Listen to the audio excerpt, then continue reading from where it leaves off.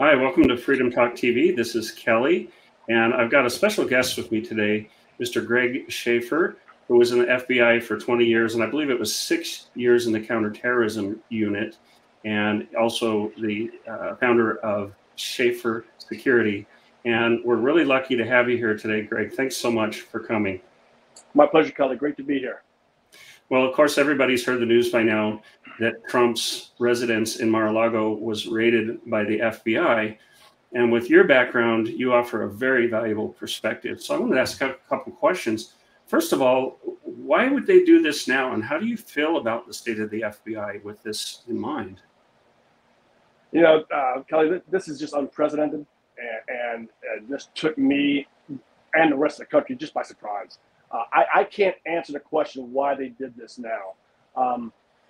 But, you know, I know Dan Bongino last night said that this is the last step for the FBI in his eyes, that he's lost all respect for the FBI and they've lost all credibility. And, you know, I'm on that edge right now thinking the same thing. Now, I know a vast majority of FBI agents are good, solid, patriotic men and women who want to do a couple things. They want to do investigations and put bad people in prison. And the politicization of the FBI can really be isolated in the Washington field office and on the 7th floor of FBI headquarters, where the C-level executives sit. I truly believe in my heart of hearts that a vast majority of the FBI are still good, solid, patriotic Americans doing their job every day, not getting paid enough for it, putting their lives at risk, and putting bad guys away where they belong. So you look at the 7th floor, you look at the Washington field office, and you have to know this about the FBI. That's a revolving door. See, nobody in the field, no FBI agents in the field really want to go to Washington, D.C. Nobody wants to go to headquarters. It's a crowded city. It's a very expensive city. They have horrific school systems. Most of the agents that work out of headquarters or at the Washington field office have to live an hour away, so they have this incredible, hard, long commute. Nobody wants to go there.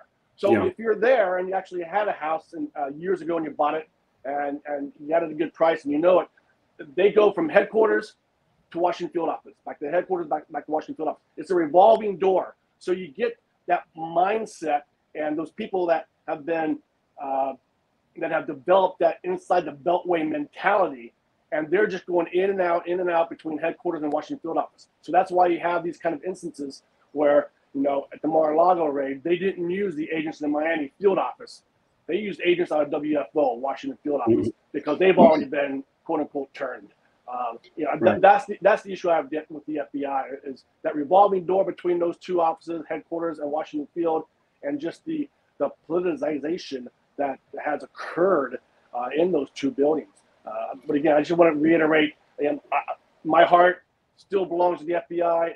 It is the greatest law enforcement agency in the history of the world. In my eyes, it still is. And a vast majority of agents are still great, amazing, patriotic American citizens.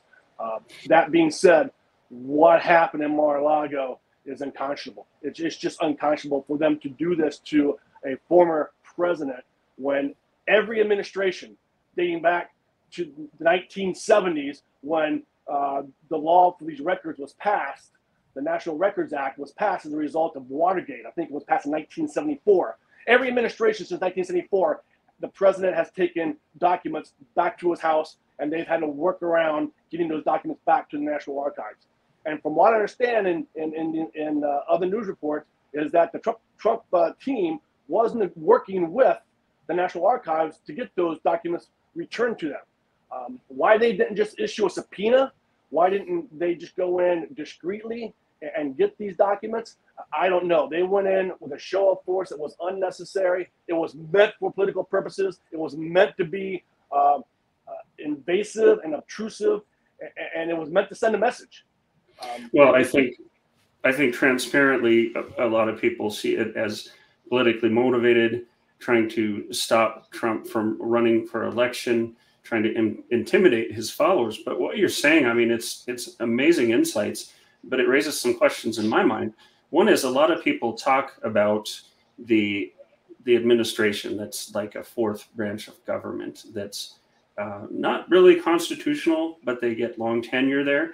I know Jeffrey Tucker from the Brownstone Institute has written a lot about this. And, maybe we need to really think seriously about limiting their power, getting some of those people out of power. So one thing that comes to mind, and some people have used words like Gestapo, they've crossed the Rubicon, KGB, that type of thing.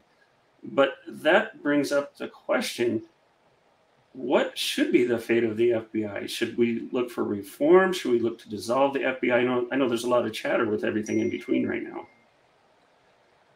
That's a decision that's for better and stronger minds than I have. To dismantle the FBI in force, I don't think is a wise decision.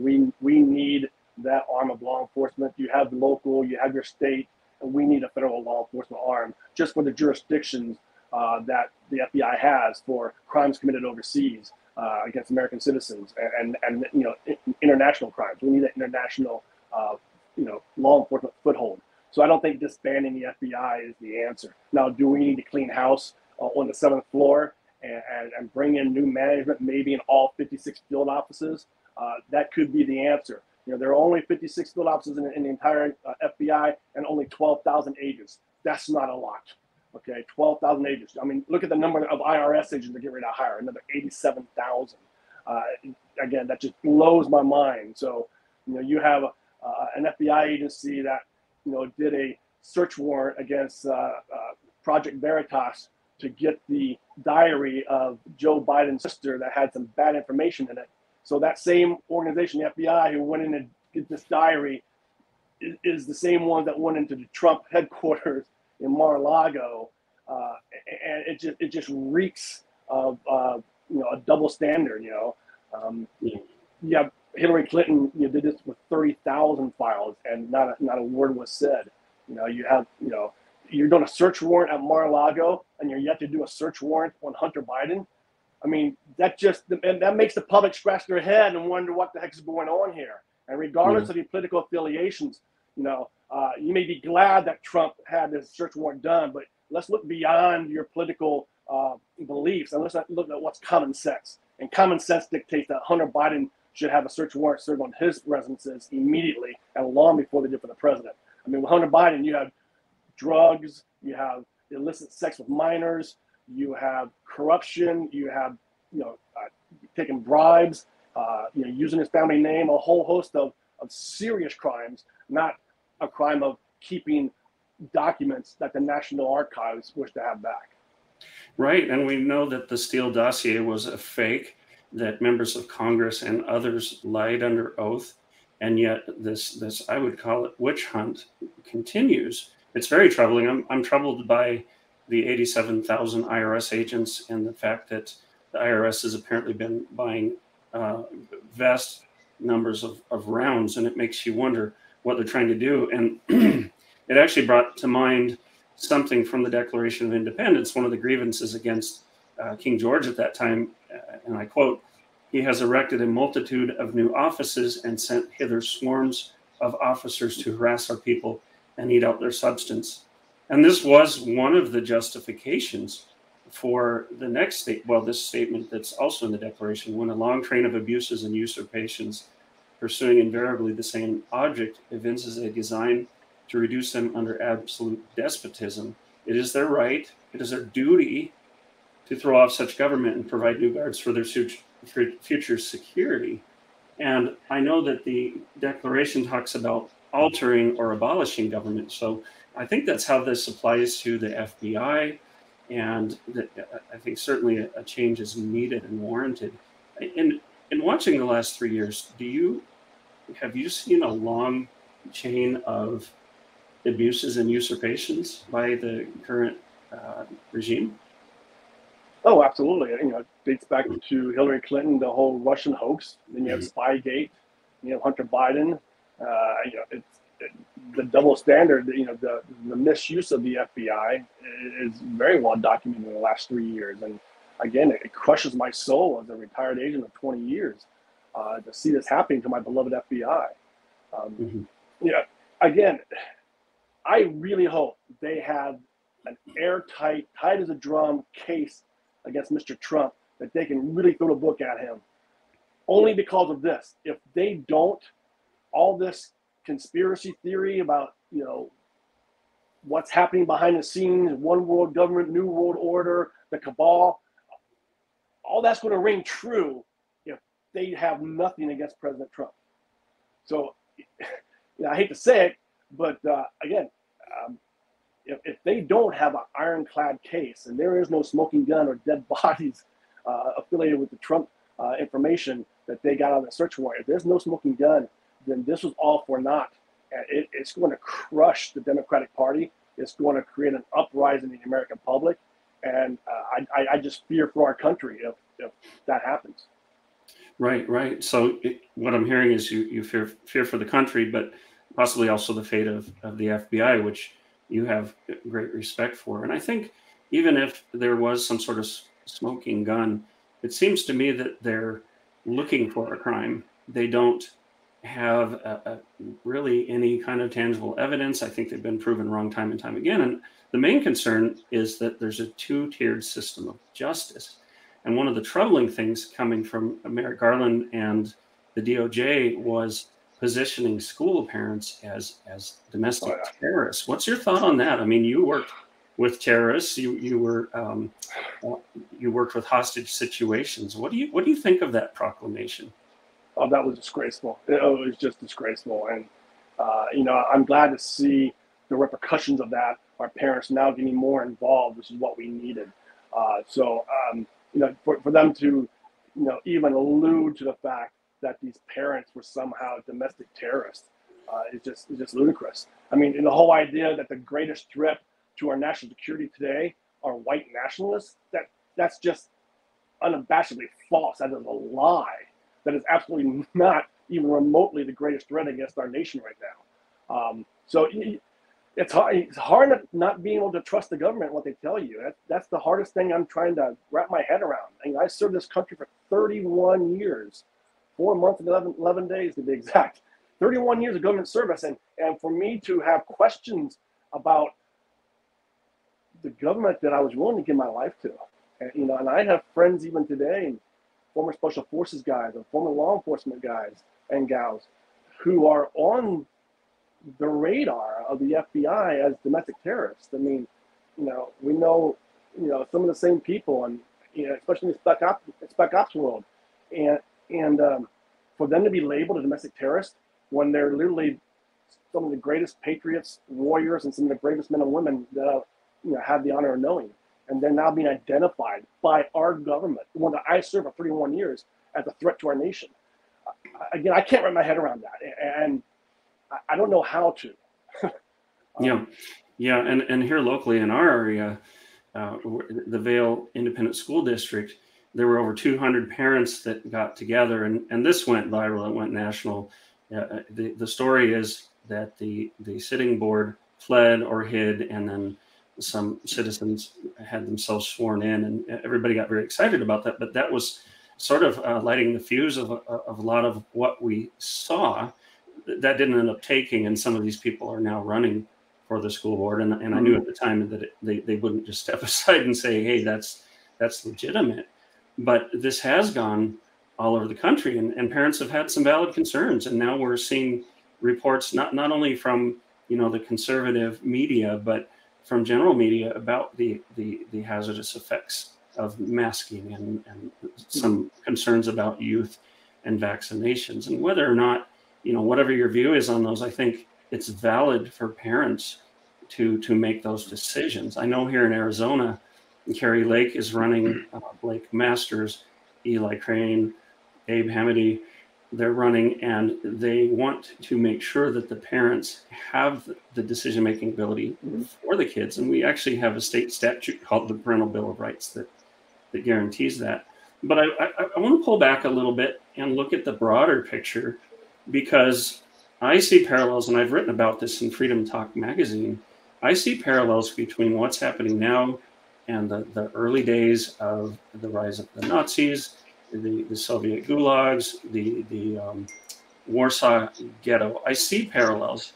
And in every case, they said, that can't happen here. Could this kind of thing happen in the United States? God, I sure hope not, Kelly. You saw how quickly it happened in Venezuela.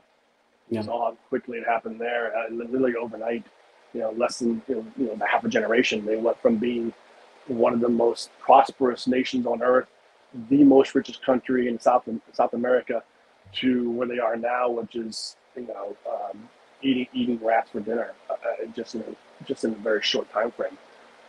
I like to think that this whole wokeism and the woke movement and the BLM and Antifa, that they amount to about 1% of the population of America. Mm-hmm. that really believe, those that really believe that men can have babies, there are more than two genders.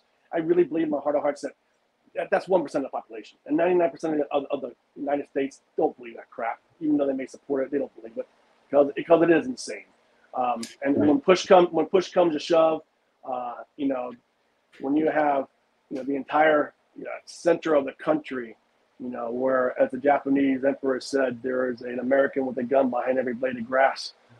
And I do believe that's true. Over 400 million weapons in America, owned by, over 200 million of those Americans own 400 million weapons. So I think that, God forbid, there is any kind of, calls for an uprising, that it would just be so easily won by those people who believe in the American way, mm-hmm. And the patriotic way, and the life of the Constitution, that is a living document. I just think this woke movement is just such a minimal amount of people. They're very vocal, they're getting heard, and people are kowtowing to them. But I think that pendulum is going to go the other way here soon, and mm-hmm. they're going to go away, like some of the other things in the past have. That's my hope. Yeah, and I spent a number of years in the Pacific Northwest, and pretty much everybody knows out there that Antifa is a real thing. It's an organized movement, and it just beggars belief that they would not be designated as a terrorist organization after burning and looting and killing and everything else. I mean, you got cities like New York, LA, San Francisco with the wacko DAs, and even the people of those grossly democratic cities are starting to hit back, that they realize that this the bail reform and letting these habitual offenders back on the streets even have to do violent crimes is just insane. We did have the LA DA recalled, and he's now out of the job. I think the one in San Francisco, Gascon in LA, I think his days are numbered. And the one in New York, he's gone. So even in those democratic cities, the pendulum's starting to swing back, because they realize that the path that the country is on is unsustainable, it's dangerous, and good people are dying as a result. I think a lot of Democrats are seeing how far left the party has gone, and they start to see that the people who are designated as enemies are real people. Mm-hmm. And I know January 6th was an example of that. We actually have someone in our area who we've talked to many times, who was basically just present, and people are facing some very frightening sentences from that, while others escape free who've done worse, who's been a part of these supposedly mostly peaceful riots. So that's concerning to a lot of people. And I'll tell you, I write for the Epic Times, and the Epic Times just came out with a great documentary on January 6th, the real story behind January 6th. Also, my friend David Summerall from StopHate.com and some others have put out a documentary called Bloody Hill. I'd encourage you to check those out. And I just want to pause here for a moment. If you look in the right-hand corner of your screen, there's a link there where you can access pretty much everything, linktapgo.com/Kelly. And that includes, if you would like to sign up to have our Freedom Box delivered to your house. It's a monthly subscription of delicious small batch roasted coffee and the latest issue of our publication, Freedom Talk magazine, plus some extra goodies in there. So I encourage you to check that out if you'd like to send a donation, because this is what we do for a living, and we're serving the country, working to restore American values. So that's kind of our commercial break, you might say. I know, Greg, I met some of your employees, some of your workers from your security team. I found you be very professional, and I know that after your career at the FBI, you moved on to security aspects. So I'm going to ask this question: if you're with Donald Trump, you're his security, and I know he's got Secret Service and probably private security. What are you going to be thinking right now? How do you protect your client, and what's your job right now? Well, the Secret Service are the best in the world at what they do. So I have the total faith and confidence in the Secret Service. My brother actually is a 25-year retired Secret Service agent. Oh, wow. and was on several presidential details. Yeah, you do what you always do. You do good advances. You are looking for those pre-incident indicators of violence. You look for threats and try to mitigate those as best as you can. Yeah, and President Trump, former President Trump, he knows the game. He knows the rules. But again, the Secret Service, he's at Mar-a-Lago or he's at Trump Towers, both fully secured, because he went to both those places as president, and they enhanced the security of those two locations where he tends to visit quite a bit. And I have all the faith in the world that the Secret Service are going to be able to keep Mr. Trump safe. But that kind of changing gears a little bit back to what we were talking about, why this administration would do this to an individual who's really the presumptive nominee for president in 2 short years, who will be running against this current administration. That just reeks of third world government tactics. That just, the optics are horrible. And if you don't think other world leaders are looking at this, then you're being naive or stupid, because I guarantee you that the Russians, the Chinese, the North Koreans, and even our NATO allies are looking at what happened, and they're asking themselves, wow, if that can happen to former president, where is this leading to? It's unconscionable. It just reeks of political power play. It reeks of corruption. And again, in America, you don't do this to your political rival, in an election year with the midterms, and not have it look like it's a vindictive, purposeful act. Right. Well, Joshua Phillip, I watched Crossroads live today, and he was discussing this. He had a pretty good synopsis of it. I know he's interested in speaking with you potentially. He also mentioned that, the options that Trump has, one of them is possibly, if he announces his candidacy, that he is going to run pretty quickly here, it makes it much harder for the FBI to go after him. Do you have any insights on that? I was a little puzzled by why that would be. I don't understand why it would be, because, I've written hundreds and hundreds of search warrants, and I've done searches in mosques. I've done searches in America, mosques in America. I've done searches in synagogues. Actually, a drug case was out of the synagogue.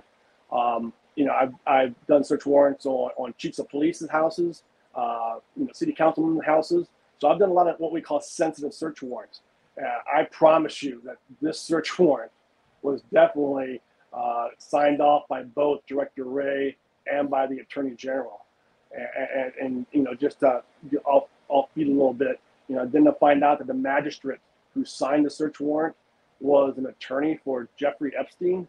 Again, I don't know what this administration is thinking, but the optics on this are horrific. I mean, who certainly are. Yeah. Who planned this? Because whoever planned this did a really bad job. And I saw a tweet yesterday that said that Donald Trump has just now been assured the nomination and the presidency by doing this. I mean, the Democratic Party may have just, shot their last round and it missed the mark. And they've done nothing but assure now that Donald Trump will run for president, and when he does, he'll win. I mean, I'm not saying that's my opinion, but I'm saying there's a lot of thought out there, a lot of tweets out there that are saying the same thing. Well, corruption is corruption, and tyranny and executive overreach. It doesn't matter which party it should be concerning anyone, because that's a double-edged sword, and it can swing both ways. Right. And as far as the Epstein lawyer goes, again, where are the raids on these people who are on Epstein's list? Where is the raid on Hunter Biden's estate?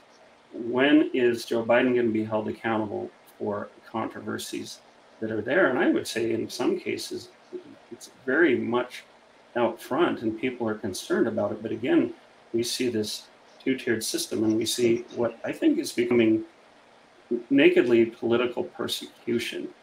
And I do hope that people will keep raising their voices, and that pressure will be put on this situation. I do think it's time for a turnover and some deep, deep reform. We've gone well past what the founders intended, and what this country was built upon. And I know Dan Bongino, who was, I guess you'd say, a colleague of yours in the FBI, said, look, we're waking up in a different country. This is not the country that you grew up in.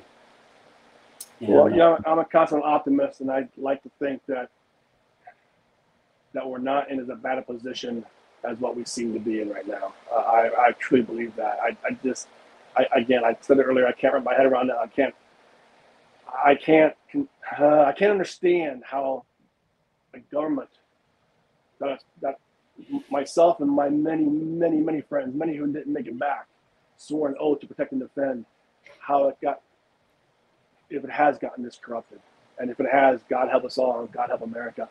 And then things need to happen. But again, as an optimist, I just hope that that's not true, that those are just theories and they won't come to fruition. But by golly, if they don't have Donald Trump dead to rights on something significant, then this whole thing just stinks. It just reeks. And that makes me sad as an American. And I would encourage people definitely to gather all the information and facts you can and apply the principle of Occam's razor, that usually the simplest explanation is the best one. However, I do see some things with Davos, with the World Economic Forum. Some people are really trying to take away your freedoms. Like Klaus Schwab said, you'll own nothing, you'll be happy. So some of this is not anymore conspiracy theory. It's right out front, making some of the connections. There's a lot of people saying a lot of crazy things. Yeah, and the World Economic Summit is a perfect example. Some of the statements coming from that, it's crazy talk. You know, that the CEO of Pfizer has no problem putting tracing pills in people to monitor their intake of medicine, or that we should get rid of personally owned vehicles and start sharing vehicles, or mandating electrical use vehicles, and this whole climate change, money making scheme. And the World Economic Forum is a perfect example of that. Maybe we are where we hate to see ourselves. Yeah, and we have a heritage tradition of freedom that goes way back to Magna Carta, even before that. And I think part of the reason for that was that England, Scotland, Ireland, that area, which is referred to as the Anglosphere, was isolated from the continent of Europe. And in the continent of Europe, there was constant warfare, constant attempts by kings and such to rule over the people, absolutely. But in our tradition, and by the Anglosphere, I don't mean racially, this applies to everybody. This is a heritage of freedom that applies to all of humanity. But we're talking about English law, the traditions of freedom. We held the king accountable even before the American Revolution. And some people refer to the American Revolution as the second English Civil War. So we have an interesting heritage there. And I put a lot of, I'd say, hope in that tradition of freedom stays strong, and it burns in the hearts of many, many people, and that we will continue to stand strong. And I know some people right now would think about taking up arms or getting violent. I tend to think that some people might want that so that they could declare martial law. And I don't think I know the answer to this, but where do you think we are in terms of how we respond to this? Is violence warranted, or what would you tell people to do right now if they're scared? Just sit back and wait for things to play out. I mean, this is not the time for doing anything drastic. It's certainly not a time for violence. We're all Americans. Let's remember that. We're all hopefully mostly God-fearing Americans. This country is founded on, the beliefs of the Bible and Creator. Let's see how this plays out. Let's see what happens, and then what you do is going to have to be an individual decision. That's an arena I really don't want to get into right now. I think we're a long way from that, and I don't want to come out and say anything that I'll regret later. So just let's let this play out. Let's see what happens. Okay, and just remember that we are all Americans, and we're all human beings. And let's love one another, take care of each other, respect each other's different opinions. Because in the bottom line, we're all born and we're all going to die. So let's enjoy the time that we have in the 70 to 80 short years that we have. Well, and I really think that the focus should be on the coming election. I've had the blessing to know Carrie Lake, to get to know Blake Masters, Eli Crane, and some others. And these are people who have stepped up from private life and who are very dedicated. They would give their lives to this country. So if you're watching this, I would encourage you to really focus on the election. Don't do anything rash. In the meantime, be defensive, protect what you are, stand on your rights, have a copy of the Constitution and Bill of Rights, the Declaration of Independence. I do believe that there is some tyranny and just blatant overreach going into people's constitutional rights. And I think they definitely have a right to stand up to that. And I think communities should work together to stand up for one another. So if you have people going house to house, trying to intimidate people, you can get together. And I know some earlier videos, maybe it was 2020, we saw some neighborhood people walking Antifa people out of the neighborhood. And we have the right to do that. We have the right to defend ourselves. But again, I think your advice is very sound. And wait and watch, be aware. And vote. Actually, you hit the nail on the head. Vote. Elections have consequences. Don't vote for a party. Vote for what's right and what's wrong. And I think most people in their heart of hearts know what's right and what's wrong. We all have that internal, measuring device. Just vote, and remember who you vote for. That voting has consequences. And if you want to see our cities run the way Los Angeles and San Francisco and New York and Chicago are being run now, if you think that's a good thing for this country, then vote that way. If you don't think it's a good way to run this country, and I think a vast majority of even Democrats know that those 4 cities are being run into the ground, where there's a mass exodus of Democrats and Republicans alike from those 4 cities because it's so distasteful and so wrong. So vote for what is right. Don't vote for the party. Yeah. And I had just one more question for you, but now I have 2, because what you said brought up another thing. And maybe these are a couple curveballs, but let me ask you about gun control. I know this is a controversial topic, but at the heart of this nation is the natural right of self-defense. And the Bill of Rights wasn't telling us what our rights are. It was more cataloging them. And through the 9th Amendment, it even says there are rights that aren't in the Bill of Rights that we have, that are part of our natural rights. What would you say about gun control? Do you think that if the government is trying to take away guns, that it now leaves the country vulnerable to being taken over by tyranny? Oh, I don't think gun control works at all. I look at Chicago, Illinois, the perfect example that gun control does not and will not ever work. I hate that word gun violence too, which you hear on the media all the time. Gun violence, gun violence. There's no such thing as gun violence. I can take the many weapons I have, sit on my kitchen table, and for the next millennial, for the next 1,000 years, that weapon will never go off, because guns are an inanimate object. They don't have violence attributed to them. The person holding the weapon is violent. It is a people violence problem, not a gun violence problem. And if you take away guns from good people, all you're going to have now are bad people that have weapons. We are, again, a country of 320 some odd million people with over 400 million firearms. Gun confiscation, that ship has sailed. We're not Australia, where the entire population of the continent of Australia had less than 20 million people when they took the guns away.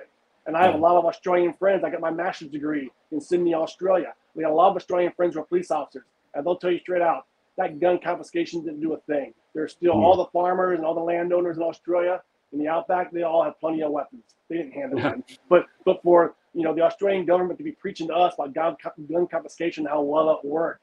Well, that's a country of less than 20 million, not a country of 326 million, where there are 400 million weapons. So gun control will never work. What we have a problem with now is mental health issues. We have, we do not have any more hospitals where the mentally insane go to anymore.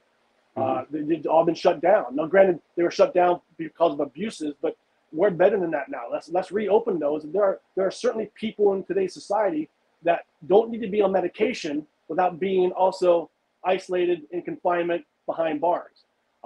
We're sending out kid after kid after kid with these SSRIs.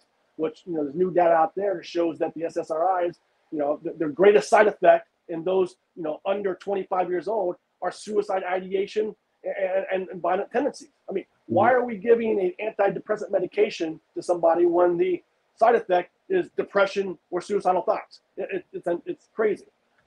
We have most of the kids in America today are being raised by a single parent instead of dual parents. We have no role models and father figures anymore. It used to be, 75% of the country went to church every Sunday. Now it's down to 40%. There are a lot of societal issues that we need to address that result in violent people. But gun violence does not exist. Gun control has not, does not, and nor will it ever work. And you mentioned earlier, the first step to tyranny are divide the people and take away their guns. You do those two things, you're on your way to a tyrannical government. Yeah, I couldn't agree with you more. Mental health is a big part of it. I think the human heart, the spirit are involved. I did some work back in Bend, Oregon, Central Oregon for NAMI, National Alliance on Mental Illness. And I know they talked about mental health, not only being sometimes medication and therapy, but having hobbies, having passions in your life. But one of the big things was your faith, having something bigger than yourself to believe in. And one of the things that Freedom Talk is really standing for is restoring that Judeo-Christian ethic. And I know there are people, atheists. I know Dennis Prager is not a Christian, but he respects Christian values. We have that shared book, the Bible, that we believe that thou shalt not murder, and some of these, the Ten Commandments, some of the laws and regulations that help guide society. And G.K. Chesterton said or wrote something along the lines of, be careful before you take down fences that you know what they were put there for in the first place. And some of these the Judeo-Christian ethics have taken a beating. People talk about the patriarchy and all of these things. However, some of these traditions, and the Epic Times talks about truth and tradition, some of these traditions were put in place so that we can have a civil society, that we do need some boundaries. And the country was founded on the idea that only a virtuous people can be free, that we have to be self-governing. Otherwise, we're going to have tyranny to control our every move. So I think you're right. I think there's a direct connection there. We need to restore values. We need to restore a spirituality, a sense of something higher than ourselves. And Marxism and some of these ideologies completely throw those things away. They're anti-tradition, they want you to worship the state. I have one more question, and I know you have other interviews coming up. But I've talked to a number of law enforcement professionals who've been put in a difficult position when they're given orders that they know are unconstitutional, that go against people's natural rights. What do you do if you're an FBI agent and you're asked to do something? And I'd like to say, the Nazi regime and other regimes, when they went to the Nuremberg trials, I was just following orders, didn't cut it. So if you're an FBI agent, you're asked to do something patently unconstitutional, what do you do? Well, if it's unconstitutional, it's unlawful. It's unlawful. You don't have to obey the order. But FBI agents, take an oath of office and support, defend the Constitution of the United States of America against all enemies, foreign and domestic. If you can articulate that you feel that the action you're about to take is unconstitutional, therefore unlawful, I really don't see a supervisor out there that would question your question. He would dismiss you and find another agent to take your place. So, that would be a tough call for any FBI agent. I would certainly salute and commend those that stand up for that. Whether it's right or it's wrong, they still, I think every FBI agent still has, the right to either, accept or not accept a job. It's not like in the military where you have to follow the orders. I mean, you do for your superiors to a certain extent, but you don't have the UCMJ that's going to prosecute you under military law for failure to obey an order. So if you can, if an FBI agent goes to the supervisor and says, you know what, I believe in what President Trump stands for. I voted for Mr. Trump. I intend to vote for him again if he runs. I don't feel comfortable doing this. I don't think that the search warrant, although signed by a magistrate, which shows that it is valid, because you have to, show probable cause for that search warrant, and then you have to show that by executing that search warrant, that the things you're looking for are going to be in that location. So you have to check off certain boxes. So all those boxes have been checked off. But I still think that if an FBI agent did stand up to the supervisor and say, I don't feel comfortable doing this, the FBI supervisor would say, no problem, understand, by all means, sit this one out. We'll get somebody else to do it. Well, the FISA warrant also checked all the boxes, but later it was discovered that duplicity. That was based on false information, exactly. Yep. And this warrant may be the exact same thing. I mean, the FBI is not hitting even 300 on their warrants recently. So, yeah. Again, sit back, wait and see. Even if it's a sealed affidavit, it will be unsealed here soon enough where we can take a look at it and find out what the probable cause statements were to get this magistrate to sign it. And then we can also question, like I said earlier, who the magistrate is and what was his thinking when he decided to sign it. And the other question is, why did they go to a magistrate, which is a lower level than a federal judge? I mean, if you're going to execute a search warrant on the former president of the United States, I think you would have a federal judge sign that warrant. Again, it just goes to show what's the tactics being used, who planned this, because it looks like it's very poorly planned in my eyes. Because I would certainly have had a federal judge sign this warrant, not some magistrate who is and not that level for a search warrant for the former president. Well, there would seem to be a conflict of interest with the magistrate. Yeah, exactly. They chose definitely at the very least inappropriate and bad optics, like you said. Well, I want to thank you for sending me your book, by the way, an autographed copy. That's something I'll treasure. I just started reading it last night. Maybe you could tell us a little bit about your book, where you can find it, and any other links you want to lead people to. Sure. The name of the book is Stay Safe, Security Secrets for Today's Dangerous World. It's on Amazon for, I think, $14, $15. It was printed in 2019. The sales are doing very, very well. I'm very happy with it from the first book I ever wrote. It's so appropriate right now because we are living in a more dangerous world. And this just talks about simple things that you can do, things you may have not thought about to help keep you and your loved ones safe. We go into the importance of a survival mindset, situational awareness, having a go bag ready, whether you should or should not carry a gun or a weapon. We talk about church security, corporate security, school security, travel security, which is critical. One of my favorite chapters is travel security. But again, it's on Amazon. Get it. I think you'll like it. I think you'll have, especially if you have kids going to college or if you're young and single, living on your own, be a great book for you to read. My website is www.shaffersecuritygroup.com. The trick is to spell Shaffer correctly. It's Shaffer. There's no C in there. And you can reach me at shaffersecuritygroup.com. And my book's on Amazon. So I appreciate the opportunity to give a plug out. Thank you. Fantastic. You bet. And I'm sending you a copy of my book, Guidebook for a Son. And you can go to that link, tap go, and find out where to purchase that. And also I'm sending you a Freedom Box so you can try the coffee and see the magazine. But Greg, thank you so much for coming on. We'll put up your links as well on our social media. And I hope we can do this again. You have just a very valuable perspective. Thanks for coming on today. Really appreciate it. Thank you, Kelly. Keep fighting the good fight. We will. Thank you.